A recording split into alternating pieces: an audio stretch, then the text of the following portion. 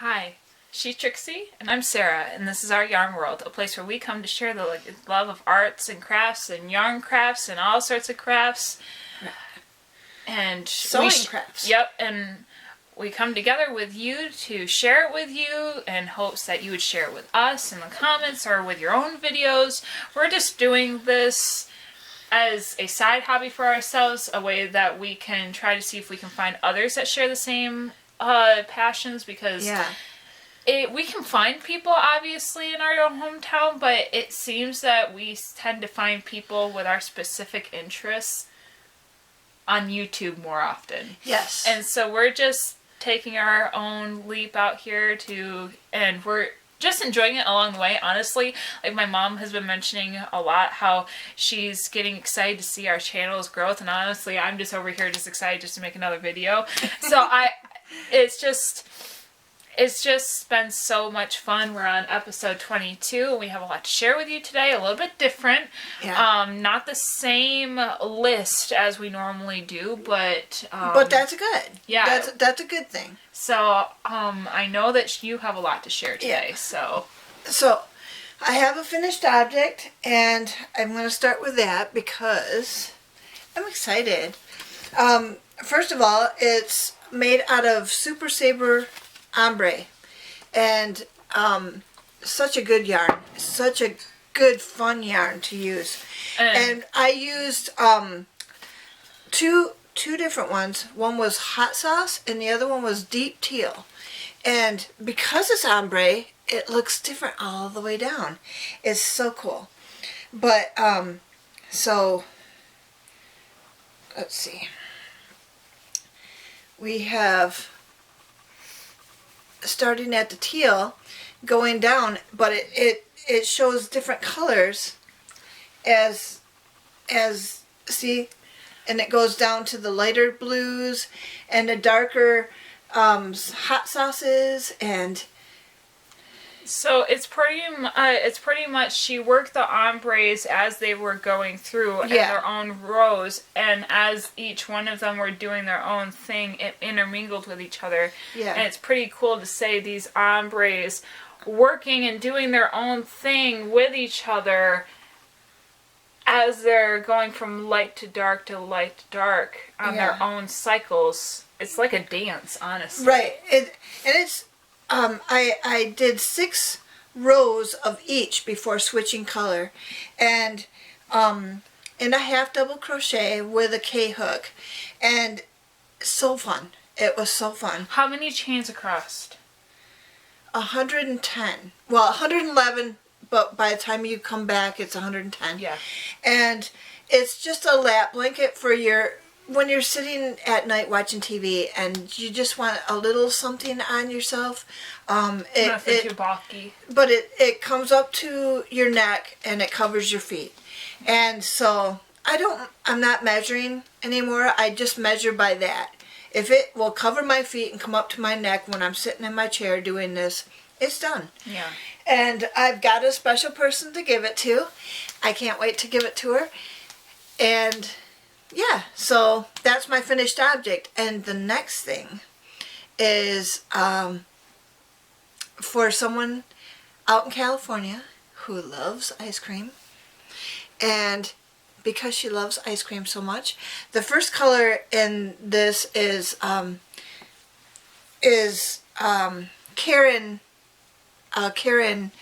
cream, and I'm mixing my plies on this one because that's a 4-ply, the Karen cream, but and she switched to the ombre, which is an it's a Lion brand ice cream yarn, and it's 3-ply, but I don't think it's too far off, really. And it's called Raspberry Ripple.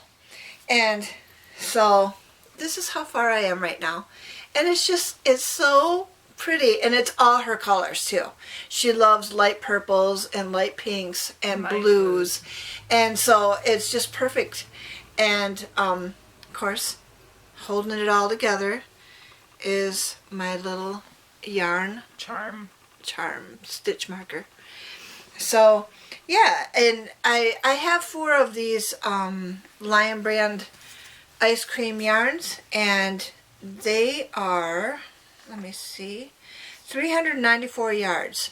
So this will just be one of these lap bands again, but I love the picture on this. They rolled up the balls of yarn Yeah. and scooped them in for ice cream. Yep. That's great. They used the ball of yarn in an ice cream bowl, and I didn't notice that until I was really looking at the label, and it was like, hey, wait a minute, that's yarn. So that it was a clever idea. I really like that. So, and I'm going to send this person, when I get it done, I'm going to send her that label as well, because she's going to love that too. So, what are you working on? Well, I've mentioned a couple times that I'm really working on my seamstressing skills, and so this last week I've been really working on that more than my normal yarn craft skills. These were a little bit more necessary, like, to get done. And it's going to be really hard for me to explain this first one, my finished work, just because I'm not going to really want to show you the crotch of these pants. It's just pretty much, she has a lot of, the person that I am doing this for has a lot of suits, and she works in an office. Oh, she used to work in the state office, and so she has a lot of suits that she still wears, but right now she's going to college, so she wants these for when she gets back into an office, right? Right. And so, obviously, nothing wrong with that. But she said that these pants of hers, they fit fine. Like, waist, length, nothing was too tight except, in the crotch region. And so I just had to loosen the seam. And because generally there's a little bit of a give there before you get to the... what is it called? The seam when when the machine cuts and hems it and sews around that edge so it doesn't fray. What is that called? I'm so sorry. This is not good of me not to know that. I know what it is, but it's like a very specific term, and I can't think of it. Yeah, the seam, the machine has a special name. And so that's... And I can't think of it right now either. But you know what I'm talking about? Generally, from where the fabric is pretty much taken in where you know that it's not going to fray, when they sew most pants or shirts together, they do it a quarter inch in. Right. So there's that little bit of give that if something were to tear, you have extra. Yeah, a little bit. And so I just took it, I just seam ripped it open and then just took it right into where they originally sewed at the edge. Right. Where it wasn't going to interrupt anything. It was still going to look seamless. There's no, unpleasantness. And then on the inside of the seam, when I had to open up because it had the silk inner, the inner silk lining, I had to open that up first before I opened up the pant seam, and so when I did that, I had to blind stitch my way back through there, and I had to also give in that same amount of space on the inseam, otherwise it wasn't going to work. Right. So I had to still give that space. The inseam did not look as pretty as the outside seam. I think the outside seam really does look good. I don't really think you can really tell. No. But I did these all by hand. I don't have my sewing machine up, but I'm not, like I said, this is nothing that I can really just show off on camera very well, especially with the camera that we have. But her second project that she wanted me to do was, she's the one who bought the mannequin that I now own, and I sized it to her the other day. And so that's what I'm doing. And like I said, she wears suits. But because suits are so expensive, she tends to go to Goodwills or thrift stores and she buys suits. And so she'll buy a men's vest that fits her the best, and now she's having me alter it to her feminine form. There you go. She's repurposing it to her own use and keeping it cost friendly. Yeah. And so pretty much... And saving the environment. It's not, you're not having to throw things away, but people are actually using them. Yeah, repurposing things. Yes. now I have the vest inside out on the mannequin so that I can work on the seam. Here, I will move so that you can show. No, it's fine. You're fine. Okay. Because this mannequin can swivel on here. So pretty much, if you notice, this is the breast, and so I have, there's a curve here that would not naturally be here on a man's suit. Most men's suit are straight. I would say that they're more A-line, right? Because... Straight line. Yeah, straight line. They're much more boxy. Yes. And, so what I had done is the seam right here, the original seam was right here, and so I'd opened it up. I had pinned it in, so the side's not completed, so you can see I had just pretty much pinned the inside. I could probably open up this one because I haven't actually started sewing on it. So I can actually show off what I'm talking about. My one side is done though.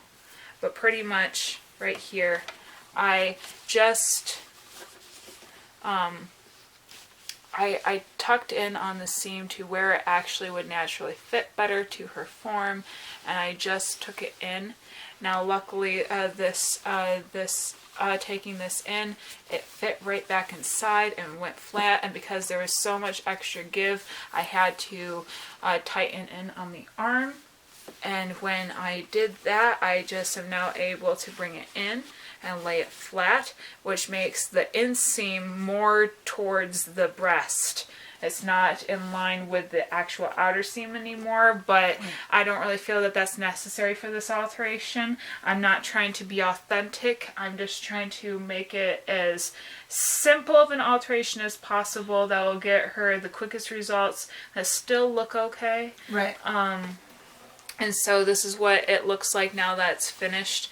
I just kind of hand sewed this just because it's a little bit easier for me to do that right now with not having my sewing machine set up and not being completely ready, or I want to do more practice runs on my new sewing machine before I just go straight into anything, because you don't want to do anything that could mess up any project. And I was planning on doing the inner seam by hand anyway, just because with the seam, the outer seam and the inner seam not lining up anymore because of the way that I was doing it, the last thing I wanted to do was to have the outer, any sort of show of the alteration on the outside.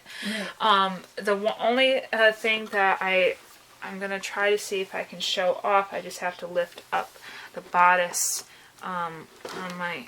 Ooh, there we go. My bad. Let's see if I can do this. No, it's just not working for me. Anyway, I don't know why it's not working, because I can normally lift this up. Still working on it. Well, pretty much when I'm taking in the insides of this, this flattened out on the width. It flattened out, but on the going up and down, it buckled. So here, will this turn down? If I were to turn it down, would it look down? I think so. Excuse me. I don't know if it will. Here, I'll just aim it down. So pretty much, I am just tucking it in and creating an inseam, a kind of like a little bit of a buckle that I will sew, and I have it so that it will, line up with the natural design of the collar on the bottom. Right. And so it will take away any of that extra fabric that was not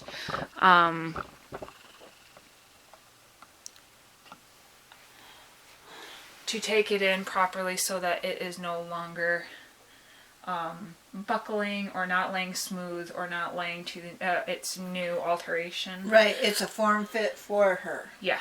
So because I altered the mannequin to her, everything about this is now being formed to her, and so I'm able to take the alterations as is. I'm trying, because I'm not making it look like it was made that way, it kind of, I'm doing my best to make it look intentional without it looking sloppy. Right. And because it can be hard with alterations, especially on dress fabric, when I also don't have all the tools to make it look seamless, I'm just doing the best with the skills that I have. Right. And I don't think I'm doing bad. I just know that these are practice runs that I'm hoping that will not end bad on her. Right. As I'm improving my skills. You know, it's kind of like the whole, like, I'm doing my best to use the opportunities I have to still work towards a perfection that I will use later, but still meet what is needed in a good enough manner that it isn't bad. And she understands that because she's the one who bought the mannequin in the first place. Exactly. Like, she knows that my work is good. It's not like it's not like she's that worried. Like I said, she was completely prepared for all this, and she knows I'm still working on my skills. So here, I'm just gonna move you guys again. I'm so sorry for all that shaking. I'm so sorry. Okay, there we go. But anyway, yeah. Next time we do anything with my mannequin, I'll be a little bit more prepared for the camera. Yeah. I'll have a little bit more leeway. We kind of just threw this mannequin in here right at last minute, so we weren't necessarily planning on showing it until right before we turn on the camera. But I'm just working on it. I'm trying to decide how I want to proceed with, I already have a good plan with what I'm planning on finishing this vest on with. But there are some things that I am a little still nervous about stepping into.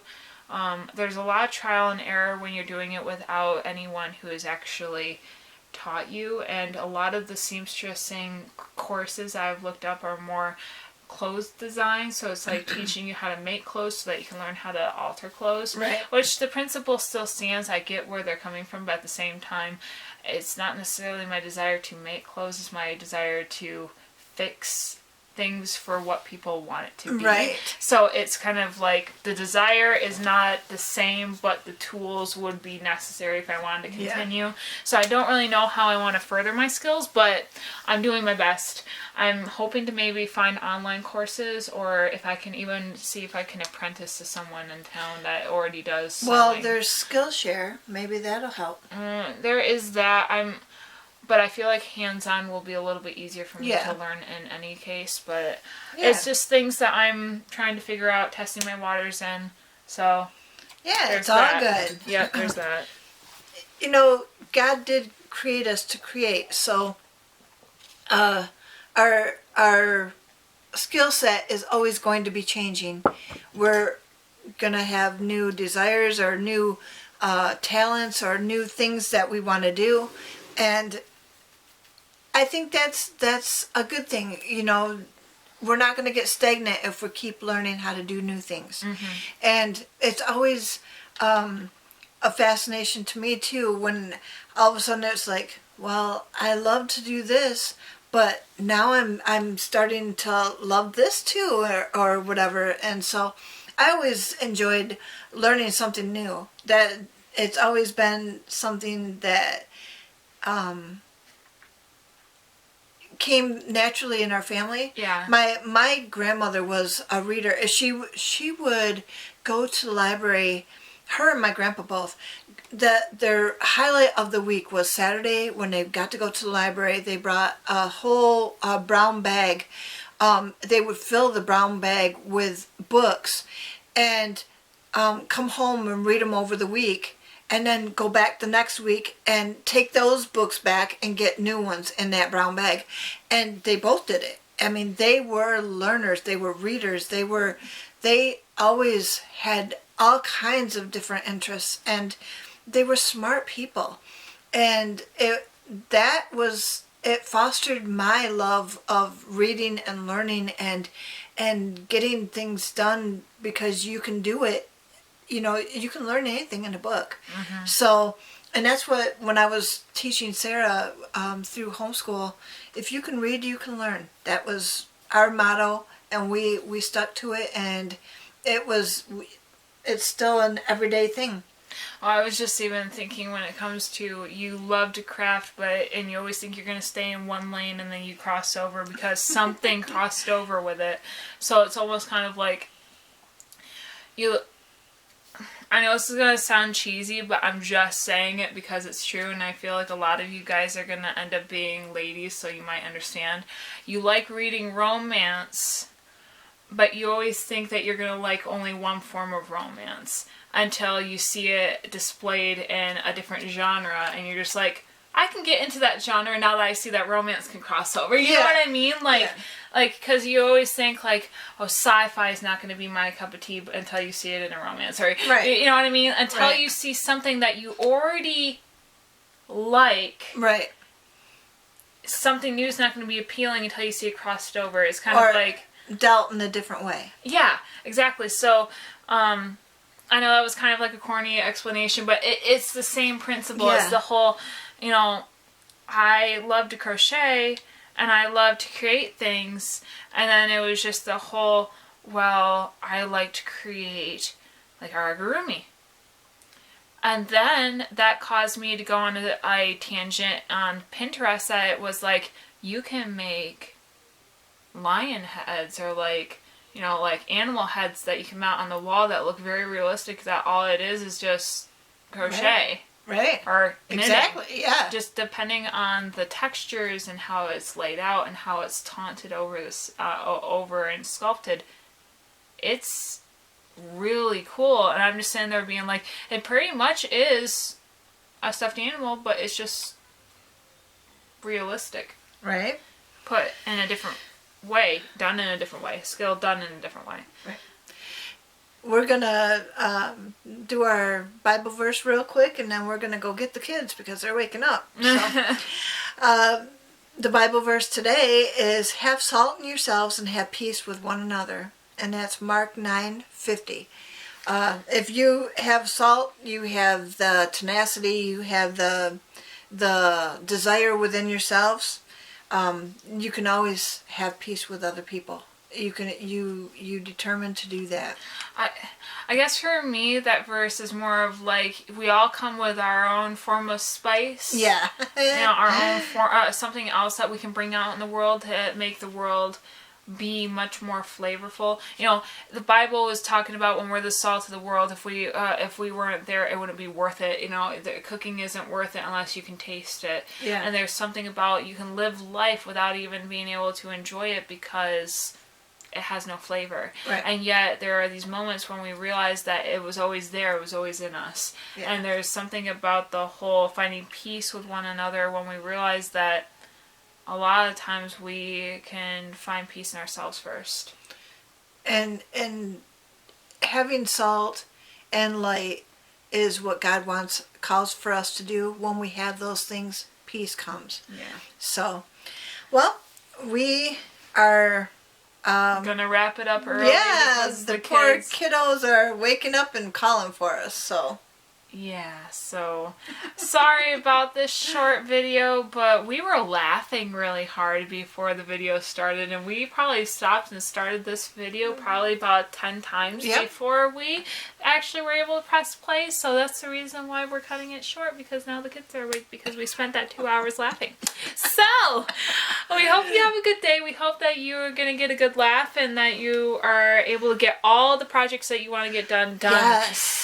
And we will see you next week. Until then, we hope that you sit your way to mental health.